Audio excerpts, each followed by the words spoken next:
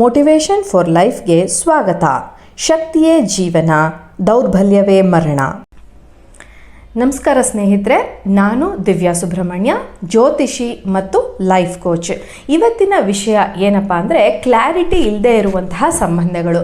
ಅಂದರೆ ಒಬ್ಬ ವ್ಯಕ್ತಿ ನಿಮ್ಮ ಜೀವನದಲ್ಲಿ ಇದ್ದರೂ ನೀವು ಅವರಿಂದ ಯಾವುದೇ ರೀತಿಯ ಎಮೋಷ್ನಲ್ ಸ್ಟೆಬಿಲಿಟಿ ಅಥವಾ ಫ್ಯೂಚರ್ ವಿಷನ್ ಏನಿದೆ ಅದನ್ನು ಪಡ್ಕೊಳ್ಳೋದಕ್ಕೆ ಸಾಧ್ಯ ಆಗದೇ ಇರಬಹುದು ಅಂತ ಹೇಳಿಬಿಟ್ಟು ಅಂತಹ ಸಂಬಂಧದಲ್ಲಿ ನೀವು ಇದ್ದಾಗ ಅದನ್ನು ಕ್ಲಾರಿಟಿ ಇಲ್ಲದಂತಹ ಸಂಬಂಧ ಅಂತ ಒಂದು ಮಾತಲ್ಲಿ ನಾವು ಹೇಳ್ಕೊಳ್ಬಹುದು.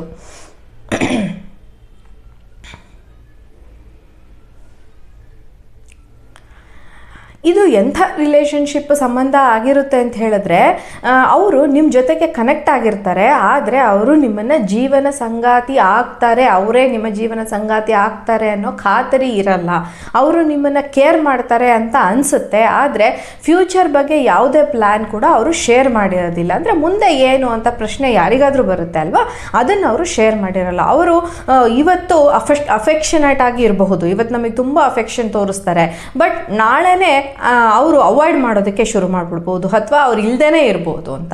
ಸಾಮಾನ್ಯವಾಗಿ ಕ್ಲಾರಿಟಿ ಇಲ್ಲದಂತಹ ಸಂಬಂಧಗಳಲ್ಲಿ ಒಬ್ಬ ಪರ್ಸನ್ ಏನಿರ್ತಾರೆ ಅವರು ಡೀಪಾಗಿ ಇನ್ವಾಲ್ವ್ಡ್ ಆಗಿರ್ತಾರೆ, ಮತ್ತೊಬ್ಬರು ಎಮೋಷ್ನಲಿ ಅನ್ಅವೈಲಬಲ್, ಸಿಗೋದೇ ಇಲ್ಲ. ಈ ರೀತಿಯ ಸಂಬಂಧದಲ್ಲಿ ನೀವೇನಾದರೂ ಇದ್ದೀರಾ ಅಂದರೆ ಅದಕ್ಕೆ ಪರಿಣಾಮ ಏನಾಗುತ್ತೆ? ನೀವು ಕಾನ್ಸ್ಟ್ಯಾಂಟ್ ಓವರ್ ಥಿಂಕಿಂಗ್ ಮಾಡ್ತಾ ಇರ್ತೀರಾ. ಅವರು ನಿಜವಾಗ್ಲೂ ನಮ್ಮನ್ನು ಪ್ರೀತಿಸ್ತಾರಾ? ಈ ಸಂಬಂಧ ಸತ್ಯವಾಗೂ ನಮ್ಮ ಜೀವನದಲ್ಲಿ ಕೊನೆವರೆಗೂ ಇರುತ್ತಾ? ನಾನು ಅವ್ರಿಗೆ ಇಂಪಾರ್ಟೆಂಟಾ ಅಲ್ವಾ? ಈ ಥರದ ಕ್ವೆಶ್ಚನ್ಸು ನಿಮಗೆ ಬರ್ತಾನೆ ಇರುತ್ತೆ. ನೀವು ಕಾನ್ಷಿಯಸ್ಲಿ ವೆಯ್ಟ್ ಮಾಡ್ತಾ ಇರ್ತೀರಾ, ಒಂದು ಮೆಸೇಜು, ಒಂದು ಕಾಲು ಅಥವಾ ಒಂದು ಕನ್ಫರ್ಮೇಷನ್ ಬರುತ್ತೆ, ನನಗೆ ಏನೋ ಒಂದು ಕನ್ಫರ್ಮ್ ಆಗುವಂಥ ವಿಚಾರ ನಡೆಯುತ್ತೆ ಅಂತ ವೆಯ್ಟ್ ಮಾಡ್ತಾ ಇರ್ತೀರಾ. ನೀವು ನಿಮ್ಮ ಎಂಟೈರ್ ಎನರ್ಜಿ ಮತ್ತು ಲವ್ ಒಬ್ಬರ ಮೇಲೆ ಫೋಕಸ್ ಮಾಡಿರ್ತೀರಾ, ಅವ್ರ ಜೊತೆನೇ ಇರಬೇಕು ಅಂತಿರ್ತೀರಾ. ಬಟ್ ರಿಟರ್ನಲ್ಲಿ ಓನ್ಲಿ ನಿಮಗೆ ಬರೀ ಕನ್ಫ್ಯೂಷನ್ಸ್ ಸಿಗ್ತಾ ಇರುತ್ತೆ. ಸ್ಲೋಲಿ ನಿಮ್ಮ ಸೆಲ್ಫ್ ವರ್ತ್ ಕ್ವಶನ್ ಕೇಳ್ಕೊಳ್ಳುತ್ತೆ. ಅಂದರೆ ನಾನೇನು ಇವ್ರಿಗೆ ಯಾವುದಾದ್ರೂ ಸಾಲ ಕೊಟ್ಟಿದ್ದೀನಾ ಅನ್ನೋ ಥರದ ಪ್ರಶ್ನೆ ಬರುತ್ತೆ. ಯಾಕೆಂದರೆ ಪದೇ ಪದೇ ಕೇಳ್ತಾ ಇರಬೇಕಲ್ವಾ.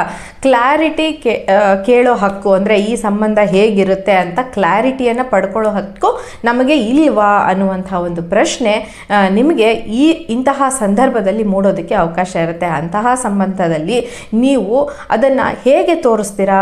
ಎಮೋಷ್ನಲ್ ಸೈಲೆಂಟ್ ಟಾಲ್ರೇಟ್ ಮಾಡ್ತೀರಾ, ಎಮೋಷ್ನಲಿ ಸೈಲೆಂಟ್ ಆಗಿದ್ದುಬಿಟ್ಟು ಟಾಲ್ರೇಟ್ ಮಾಡ್ತಾ ಇರ್ತೀರಾ.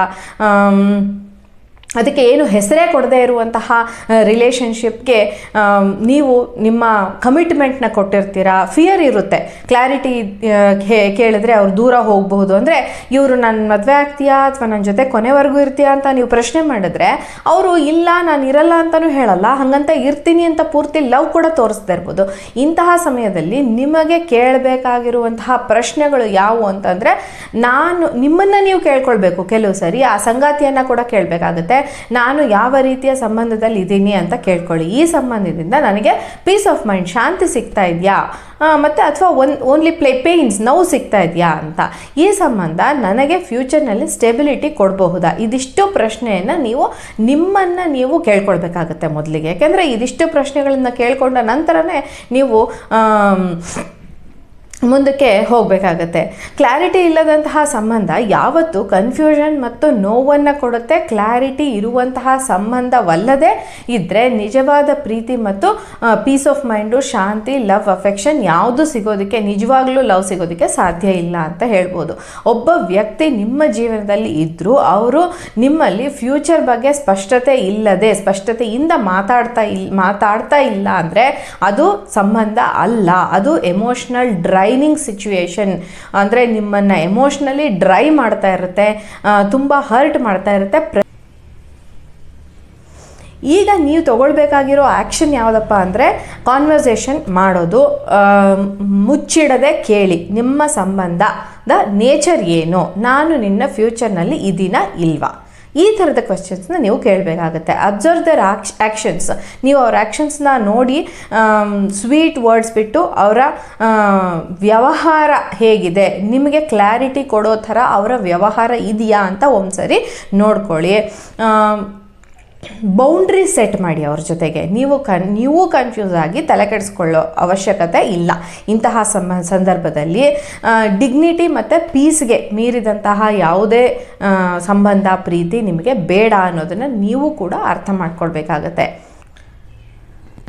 ಒಂದು ಮುಖ್ಯವಾದ ವಿಚಾರ ಏನು ಅಂದರೆ ಕ್ಲಿಯರ್ ಕಮ್ಯುನಿಕೇಷನ್, ಕ್ಲೀನ್ ಕನೆಕ್ಷನ್ ಮತ್ತು ನಿಮ್ಮ ಸಂಬಂಧದಲ್ಲಿ ಓಪನ್ ಆಗಿ ಮಾತನಾಡುವಂತಹ, ವ್ಯಾಲ್ಯೂಸ್ನ ಶೇರ್ ಮಾಡುವಂತಹ ಮತ್ತು ಮ್ಯೂಚುವಲ್ ಫ್ಯೂಚರ್ ವಿಷನ್ ಅಂದರೆ ಮುಂದೆ ಹೀಗೆ ಮಾಡೋಣ ಹಾಗೆ ಮಾಡೋಣ ಅಂತ ವಿಷನ್ ಇಲ್ಲ ಅಂದರೆ ಅದು ಪ್ರೀತಿ ಅಲ್ಲ, ಅದು ಎಮೋಷನಲ್ ಇಲ್ಯೂಷನ್. ನಿಮಗೆ ಒಂದು ಇಲ್ಯೂಷನ್, ಕ್ಲಾರಿಟಿ ಇಲ್ಲದಂತಹ ಸಂಬಂಧವನ್ನು ಅನುಭವಿಸ್ತಿದ್ದೀರಾ ಅಥವಾ ಈಗ ಅಂತಹ ಪರಿಸ್ಥಿತಿಯಲ್ಲಿ ಇದ್ದೀರಾ?